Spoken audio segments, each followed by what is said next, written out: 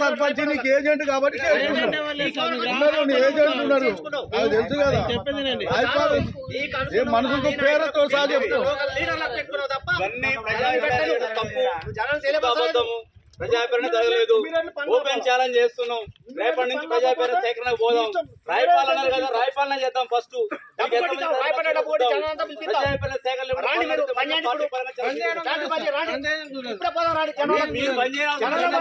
చేస్తాం. తమ్ముడు వాళ్ళు ఆందోళన చేస్తున్నందుకు